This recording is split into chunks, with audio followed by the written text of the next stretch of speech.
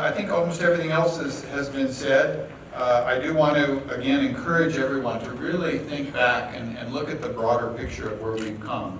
One of the other outputs, the expected outputs of the TLIII projects back in 2008 when it started was there was this perceived notion that there was a lot of varieties that were still on the shelf, and there was this big opportunity to move them forward. And I think the TLIII project did an excellent job of getting a lot of those varieties off the shelf and into farmers' fields. But again, we haven't necessarily documented that as well.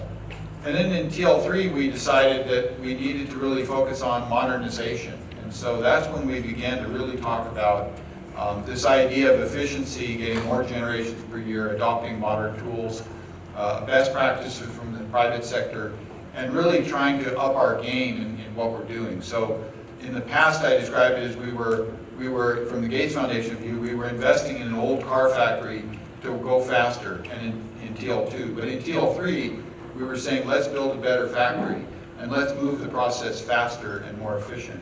So we want to keep that going as we transition into AVISA, which really has a modernization agenda at its heart.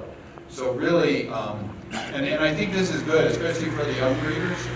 It's an amazing opportunity, I think, to learn a skill set that a lot of the old folks like me the tools weren't available then, a lot of these modern tools. And so we were stuck in the old way of doing things. But the young breeders have an amazing chance to really learn how to become the best they can be in their art, and learn new methods of data management with computers and digital data collection and advanced statistical designs, and just all the things that you guys are really getting into here in TLIII, and those of you that are continuing in AVISA will see a lot of. So I just encourage you to think about modernization and doing things in new ways.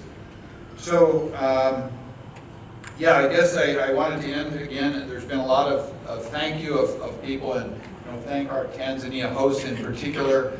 I was able to come to the 2008 TLIII launch meeting when I was still at the University of California and managing the TLIII project that we had on Calpi Genomics at the time, and just fell in love with Tanzania. I hadn't been there for a number of decades actually, and here we are again at the close of TLIII.